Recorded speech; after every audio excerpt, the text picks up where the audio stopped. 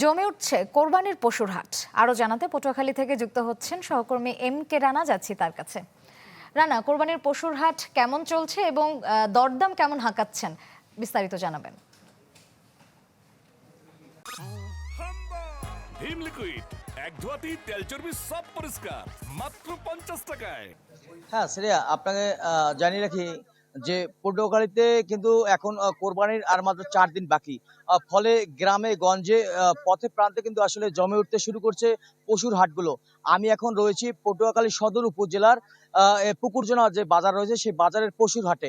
এখানে আপনি আমার পিছনে কিন্তু দেখতে পাচ্ছেন যে আসলে বিভিন্ন গৃহস্থ বাড়ি থেকে কিন্তু তাদের যে গবাদি পশু রয়েছে সেই পশু নিয়ে তারা কিন্তু হাটে জমায়েত হয়েছেন এবং হাটে যে পরিমাণ দেশীয় পশু রয়েছে তার থেকে কিন্তু আসলে গ্রাহকের সংখ্যা অনেকটাই বেশি। ফলে কিন্তু বিক্রেতারা কিন্তু দাম হাঁকাচ্ছেন অতিরিক্ত এবং ক্রেতারা বলছেন যে বিভিন্ন বাজার ঘুরে তারা কিন্তু এবারে বিগত বছরগুলো থেকে এবারে কিন্তু পশুর দাম একটু বেশি তাদের কাছে মনে হচ্ছে।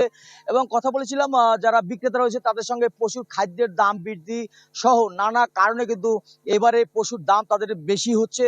ফলে এবারে এখন পর্যন্ত কিন্তু তারা যে সকল পশু নিয়ে আসছেন হয়তো কিছু পশু তারা বিক্রি করতে পারছেন, এখনো কিন্তু তারা পর্যাপ্ত পরিমাণ পশু বিক্রি করতে পারছেন না। ক্রেতারা আসছেন, দাম দর করছেন এবং তারা কিন্তু চলে যাচ্ছেন।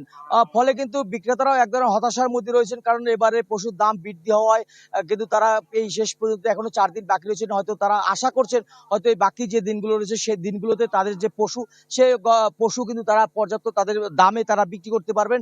এছাড়া কথা বলেছিলাম বিক্রেতাদের সঙ্গে, তারাও কিন্তু বারবার বলছিলেন যে ক্রেতারা যারা যেটা বলছিলেন যে এবছর হয়তো ভারতীয় গরু না আসায় কিন্তু তাদের যে এই গবাদি পশুর যে দাম সেটি কিন্তু বৃদ্ধি পাচ্ছে বা বাড়তি রয়েছে।